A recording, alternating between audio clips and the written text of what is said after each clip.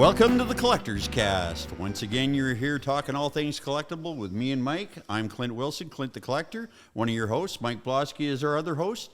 And we're here to talk today about museums. Hello, everyone, and thanks for checking back in with us. And yeah, museums. Wow. Where do you start? The ultimate of collection. Really? I like museums. I love them. You know, because you go in there and see 1,000 things and don't have to buy any of them is one of the cool parts of it. You know, my happiest thoughts, some of my happiest thoughts are Tyrrell Museum in Drumheller. And of course, you know, it's mainly dinosaurs. Yeah. But any time I get a chance to go into a museum, maybe that's just they don't have any caveman stuff there, like Fred Flintstone's car? Or? No, nothing like that. But even if I'm driving through a small town and I see their local museum, I just want to stop and go in there. Sure. And see what kind of cool stuff is in there. Yeah. You know, right here in town, there's that farm, what is it, a tractor museum or something? Yes. Old farm stuff over by the Heritage buildings. And you know, I haven't been into that yet. I really want to check it out. Sasquatch Museum at Harrison Hot Springs Lake, British Columbia, Canada. Okay. A super place. I mean, I've never been in there. Did they have like the footprint casts? Oh, they have several of them. Wow. Yeah. I got to check that out. It's a great place to go. Yeah, I always like museums too. You always want to stop and have a snoop. My personal favorites are the provincial royal museums, where they kind of encompass everything. I've only been to two. I've been to the BC Royal Museum in Victoria, and I've been to the Ontario Royal Museum in Toronto. And both are places where, let's face it, you could spend 6 hours in there and not see it all. Well, Clint, yeah, exactly. And the thing about collecting and museums is you've got just this wide expanse of genres, if you will. You know, I was just thinking as we're talking, you know, here in Vancouver, you've got the Trev Dealey Motorcycle Museum. Yes. I mean, that's amazing. Unbelievable.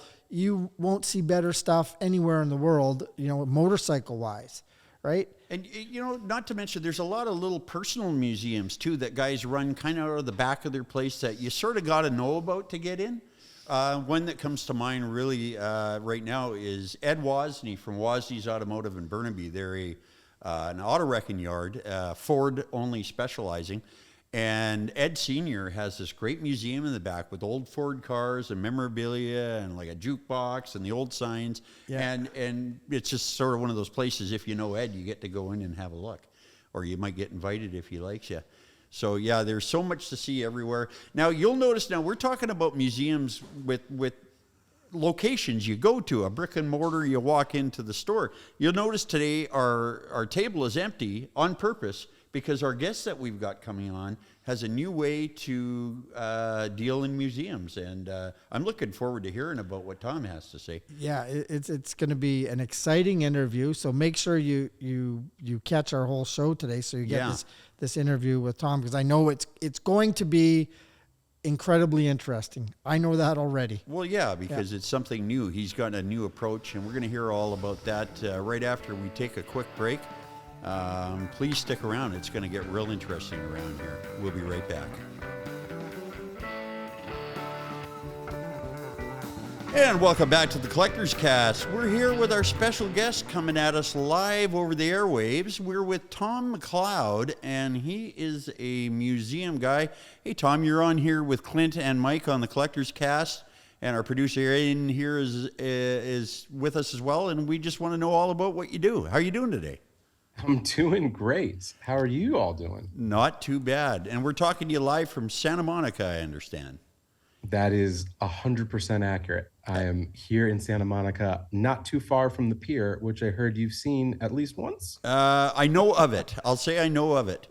I've seen it. Is that the same pier? Is that the one with the Ferris wheel on the end that they made come off in the movie 1941? No, or that was New Jersey. Santa Cruz. Oh, that was Santa Cruz. Okay, never mind. I think that's the Santa Cruz one. There's no Ferris wheel on the Santa Cruz pier anymore, though. There is a Ferris wheel in Santa Cruz, though. Well, in the movie 1941 with John Belushi, it came off and it went rolling into the ocean, didn't it? It could have been special effects. Yeah, it might have been. I'm not Let's sure. Let's hope that doesn't happen today, or at least on this on this call. Well, we're not going to cause it because we're up here in Canada, so we can't have any effect on it. So what we do here on this show is we discuss collecting and all things collecting and the reasons people collect and just all the different rabbit holes we go down when we get into these discussions, Tom. And now one of our favorite places to visit as collectors is museums. And how did you get involved with museums? And maybe tell us a little bit what you do. Yeah, so how did I get involved with museums? I actually came from a previous company I started, which we did storage. So I almost backdoored into this through just the idea of collecting lots of things that people collect, right? And so on the storage side, we had a very unique type of storage where we would come into your house, we would take away things you didn't necessarily want to keep in your space, and we would photograph every single one of those items, and you would basically have them on your phone. It's like you had a little closet in the cloud type situation. Cool. And turned out a lot of collectors liked using our product. Because we would get sneaker collections and comic book collections and baseball card collections and handbag collections, tons of different things, and suddenly you'd have them with you everywhere you went. So let me get this straight. You would go to the people's house, catalog everything in their collection, and then would you physically take it and store it somewhere for them as well? Correct. Yeah, we would actually take it. So you'd suddenly have more space. Maybe you get a little more room to collect some more stuff if that's where you so desired.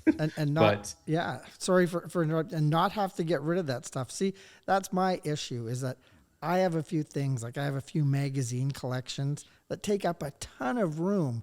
And I'm always like, oh, but what if one day I want to look at this 1996 issue of Hot Rod magazine? So we were your solution. We would have brought it back to you so you could have read it at your leisure. At my leisure, so I'm just still trying to picture how this works. So would you guys show up with a truck, or is it like container service, or what kind of? Yeah, we had big red vans and people with gloves and red jackets to match the vans, and they would show up. They would take them away. They would photograph everything as they went into bins or directly into the truck or into sort of plastic wrap, however it was done. And then when it made it to our facility, we had whole machines that would actually scan the items, take multiple angles of photography of them, and then store them accordingly to, how that, what the item necessitated, right? So if it needed to be in a climate controlled area, if it needed to be in a super secure area because of value, if it needed to be a lot of space, we had giant 100,000 square foot warehouses. Wow. And, over time, we kept You say collecting. warehouses, plural. This was a big operation then. Yeah, I mean, we were in San Francisco, Portland, DC, a little bit of Los Angeles, and a little bit of New York before we ended up selling it. So the company, does the company still exist after you sold it? No, there's a few people in the space now. So Iron Mountain actually has an offering somewhat similar. They've been around a long time. There's companies that'll do big pallets for you. No one quite does it the same way we did. We ended up actually selling it to a financial services company because we actually let you rent the items as well, or sell them. And people really liked that as this sort of sales layer on top of the storage. But I was always enamored with the actual items themselves. I liked to just sort of walk around the halls and browse the different things that people collected. Yeah.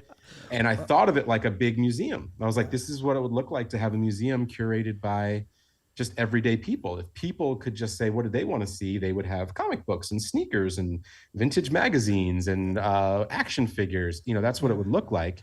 And when I set out on this idea for Arkive, it was, let's just focus on that. What if we just let people come together to kind of vote on things that they want to collect? And then we could put them out into museums and public spaces all over the world. And that's kind of how I came to this, and certainly made it to this podcast with you all. Well, now I've got more questions, but before I go on, I don't want to forget to do this. How would people then go about finding you? What do they look up? Where do they go? Oh, you just go to arkive.net, and that's ARKIVE.net. Okay. Yeah, and you can apply. You can see some of the items that we've already acquired. There's a bunch of information about every single thing, why they matter. There'll be a bunch of places to view them in public before they actually end up going out and being dispersed to their long-term homes, which are also going to be on public display. And Well, yeah, we it's, want to clarify. We want to clarify with the listenership that you don't archive all this stuff for any one specific museum. This stuff gets shipped out everywhere, all around the world. Different museums, different display areas. I think was mentioned hotel lobbies, maybe universities. It's not just one building that you're filling up here. Yeah, I think the best way for your listeners maybe even to think of it, it'll almost look like Pokemon Go. Okay. Where Well, you're talking. you open up a phone in Vancouver or Quebec or Los Angeles, and it'll show you all the items from the archive collection and where they are around you. And you can go and check in with them and say that you've seen them and kind of collect visibly having seen them on. And over scale, that should be tens of thousands of items all over the globe. Well, like a museum itself, some of the items are aged in there, and your two hosts you're talking to are also a little bit aged. And I don't know, our producer Aiden probably knows the Pokemon reference a little bit. He's given us a nod. Yeah, so yeah, but I'm sure a lot of our listeners will get that. Just because we don't doesn't mean that our listeners won't. You know, all you got to know is that they're out there somewhere, and you got to catch them all, right? And it's the same general feeling. So I guess people must get addicted to just going on your site and just starting to look through everything. That would be just hours of fun by the sounds of it. You know, right now there's only, we've only been around about 3 months and live, and so we're on our 5th acquisition, which just got announced today, actually. So for the moment, there's probably, maybe minutes, half hours of a rabbit hole to go down. No, when you say your 5th time next year, your there'll be a lot more. Yep. 5th acquisition, would that mean that regarding a collection that you've picked up? No, so yeah, that'll be an item that was added to the collection. So in this case, we actually acquired the fans that Madonna used in the 1990s VMA, like MTV VMA Awards Vogue performance, where she was dressed as Marie Antoinette. Wow. So we have the original fans that were actually on set that day. Oh, like she danced around with them on stage?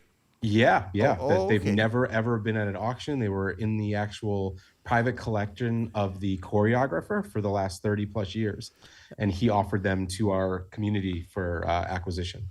Very cool. That's something that falls under the lines of it's collectible, not because of what it is, but because of its provenance, who it's attached to, who used it. 100%. We come across it's tied things, to a moment in time. It's tied to an awards show. It's tied to obviously one of the most influential artists of the last 50 years. And it's a symbol of kind of an era, and that's what we looked at. You're right. Another thing we talk about, sorry to interrupt, Tom, we talk a lot about cross-collecting. Something like that would appeal to people who collect things to do with music, things to do with just primarily Madonna, maybe fan collectors. Imagine having a big fan collection. That Madonna fan would be your centerpiece. It would be what everybody came to see.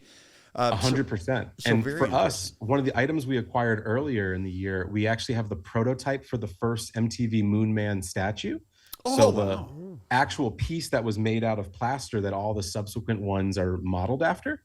So this is sort of extends that. So it's like you can look at that and think about it from music memorabilia or MTV generation or symbols of the 80s. We're talking about the astronaut, right? Yeah, exactly. The astronaut, the actual Moon Man itself. How tall is the original that statue? Piece of plaster? How tall is that thing roughly? I'm trying to visualize it in my hands. I actually know the specs. I believe it's 14 inches tall. Okay, so it's just a thing you can hold. Very cool. Yeah, Iconic. This isn't an actual astronaut.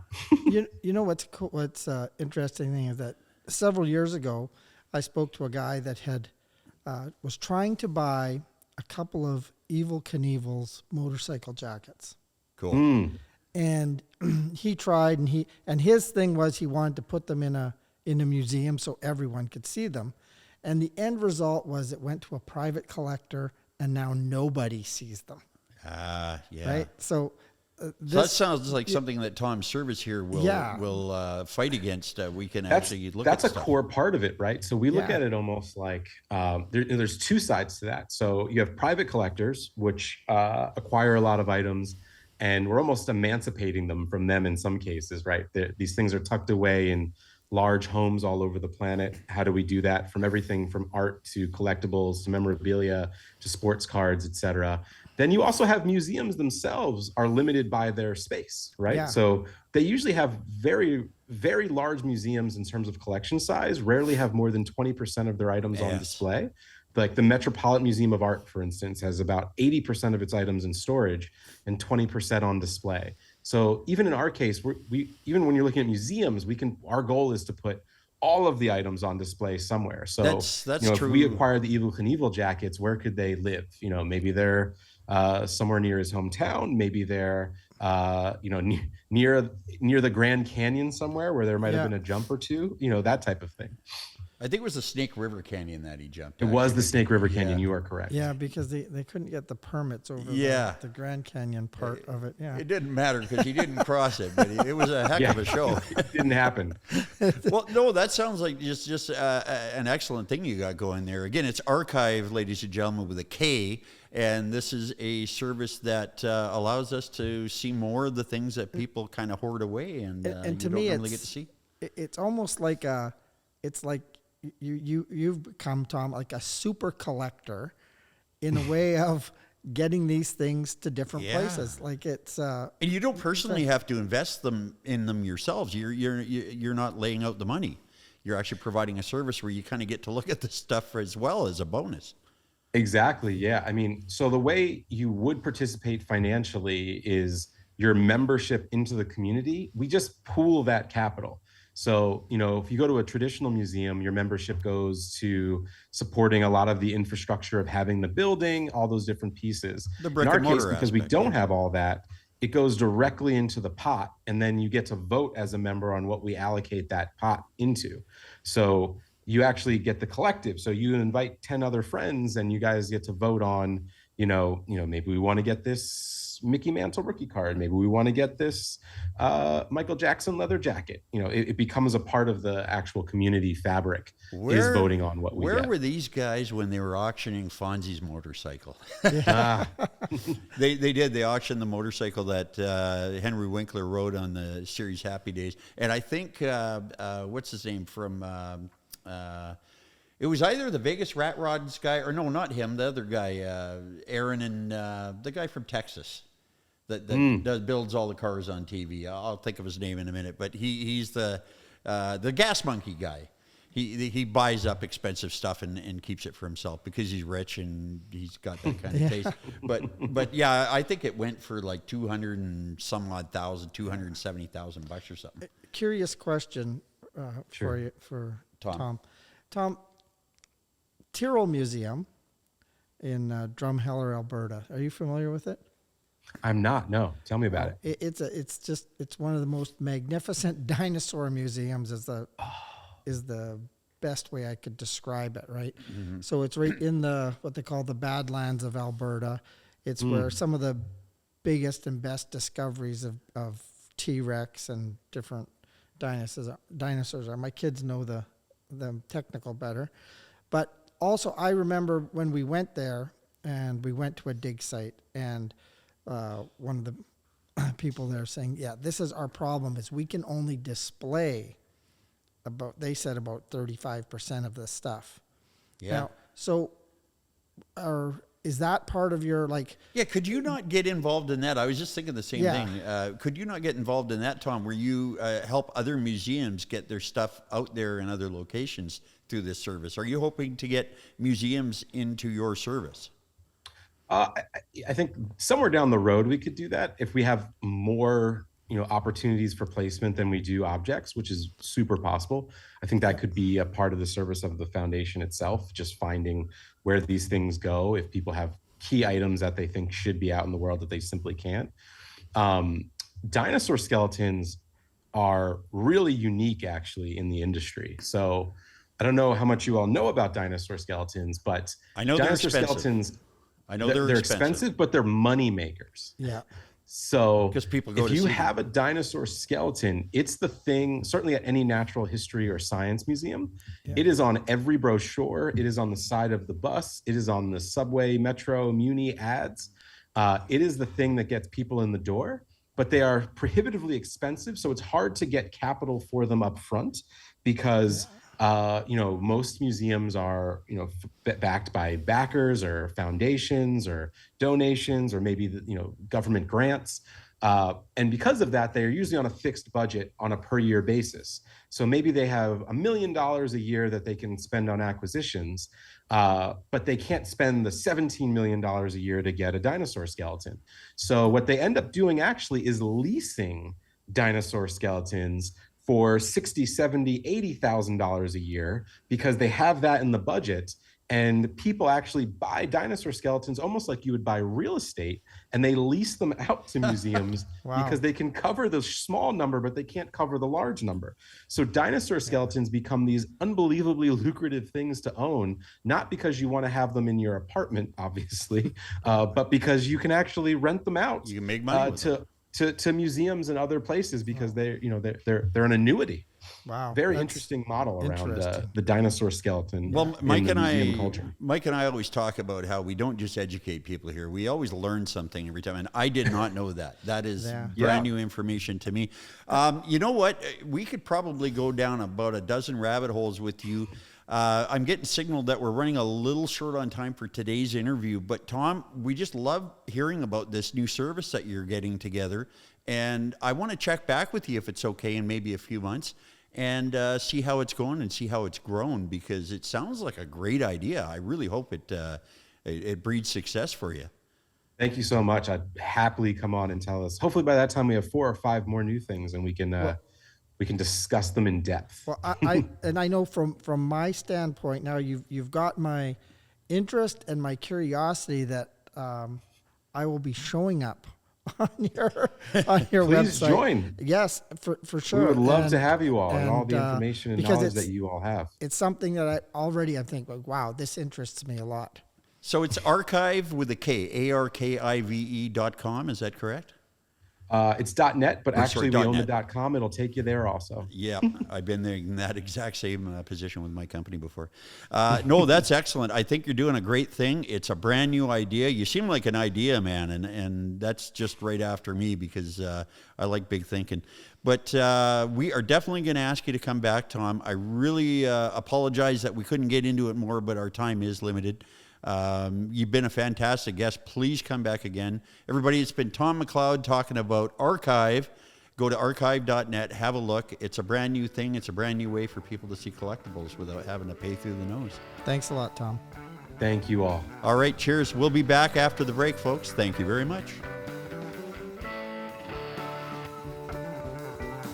Welcome back to the Collector's Cast. Hey, that was a pretty good interview with Tom there, wasn't it? Oh, crazy interesting. And I said, I'm going to hit them up on their site, because to me, it's a fantastic concept and a way to be involved with collecting some really cool museum quality pieces. Mm-hmm.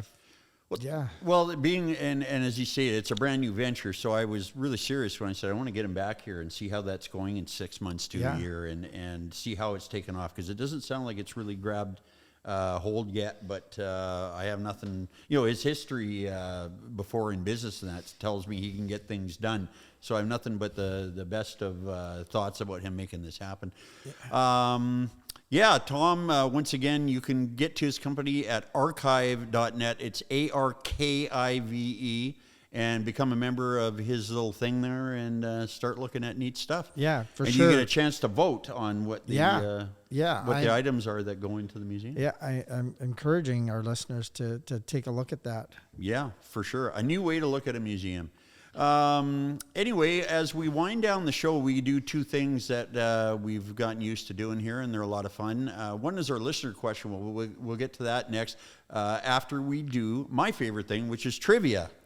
Now, I have no idea what your trivia question is here. Right. So you know how I always say, but I don't know if you and Aiden always agree with me, but people like to hear the value of stuff. People love that money. Yeah, they do. They like the big wow right? number. They like the wow number. Yes. So I've got one for you here.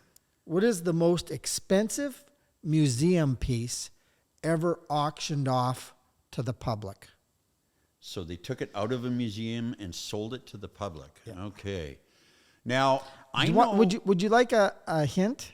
Well, I was just going to say, I know that a lot of real high-end things are always on long-term loan, they say. So for it to actually be sold out of the museum to the general public? I'm trying to think of a situation. Yeah, give me some Okay, help. Christie's of New York auctioned it. Okay. And it was a piece of art. I wish I would have said that before you said that, because I'm going to look like I'm just lying to look smart. But no, I was thinking it's got to be art, because when it comes to crazy prices, let's face it, art tops it all. People spend nutty amounts. And in fact, I don't know the answer to this question, but I'm gonna use this moment to interject something. And I don't know if you know this, but remember we were talking a while back about the $12,000 Black Cat tobacco sign? Yes. Well, that's been eclipsed times so many, you can't even believe it. Recently, a record was set at auction selling a gas and oil sign, a must-go gasoline sign, 4-foot porcelain, as close to mint as you'll ever find. Now, I can't believe this. I'll do a little trivia. What do you think that sold for at auction? $52,000. You're not even in the ballpark. $1.35 million a sign sold for the other day. Unbelievable. It was all over the internet. I go into all these different groups on Facebook and Instagram where, collectors and people that like old stuff get together. And that was like the news of the town. That was the talk of the town. It's $1.35 million for a sign. So anyway, the most expensive, and the reason that went for so much, and Heather Baker touched on this when we spoke with her on an episode a little while back, is that signage is the new art. And we talked about that. When it comes to art, rich, crazy people just go nuts. Mm-hmm. So I'm going to say that it was a painting, probably. Yes. Okay. It wasn't the Mona Lisa, because that's still hanging in the Louvre. I'm just going to guess a painting could be nutty. $5 million. Okay. Salvador Mundi, 1500, by Leonardo da Vinci. I think I've heard of him. Yes. $450 million. $450 million. $450 million. See, those are just becoming imaginary numbers now. Yeah. Like only a handful of people in the world can buy that. Saudi Arabian Crown Prince Mohammed bin Salam paid $450 million for it. Ladies and gentlemen, that was after he dug around in his couch cushions and said, "I want a painting." Is that not? Is that? And not crazy? it was a Da Vinci piece too. Yeah. Jeez. So. Well, Leonardo is still bringing the big money. $450 million. I just painting. learned something I did not know. That's But almost a $500 million with a B. But do you know that there is a ongoing controversy over that particular piece of art? No. Yes. That it might be fake? That it might be. There's an ongoing controversy over it, but doesn't seem to affect the I price. think there's that. I think that same controversy exists with the Mona Lisa too. That there is a chance that it may be a copy. That there's some percentage of a chance it might be a forgery. Yeah. And where the real one would be, who knows? But that always stuns me too, when somebody pays like millions of dollars for a painting and then puts it in their villa somewhere that nobody but them sees it. That's a lot of money to not impress anybody but yourself, really. Well, I guess they probably entertain. Like, come look at my $50 million painting.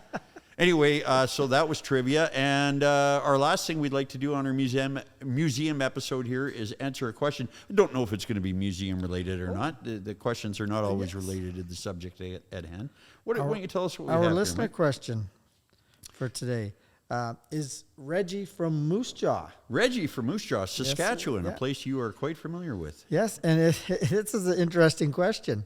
Reggie says, "Hey guys, love the show. What kind of collectibles do you find you use in everyday life? Are there practical items worth collecting?" Absolutely. We were talking about this earlier. For instance, old oil drums for garbage cans. If I need a garbage can in my house or my shop, I don't go to Walmart and buy one. I find something cool to use for one. Those door pushes with the soda advertising on them. I've got about 5 or 6 on my front door. Everywhere I grab it, there's a handle to push on it. Lots of examples. I've used to store books where you don't have a bookcase. Take old soda crates and tip them on their sides and use the open side as like a shelf. How about you, Mike? Do you use things you collect? Do you use old cool items to do everyday mundane tasks? Well, unfortunately, I'm drawing a blank right now on anything collectible that I use, but you seem to be using a lot of them. Well, what about But that of rare course- old gun you have for scaring away intruders? Oh, yeah. No, that's a good point. Sorry, it was Reggie from Moose Jaw? Yeah.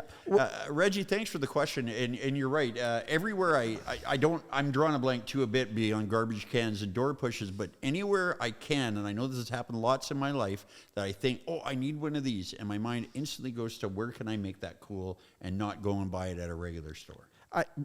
Wait. I do have a couple of Black Cat tobacco cans that I keep on my desk, and one is full of matchbooks. Okay. And the other one, Matchbooks are very collectible. yeah, very collectible.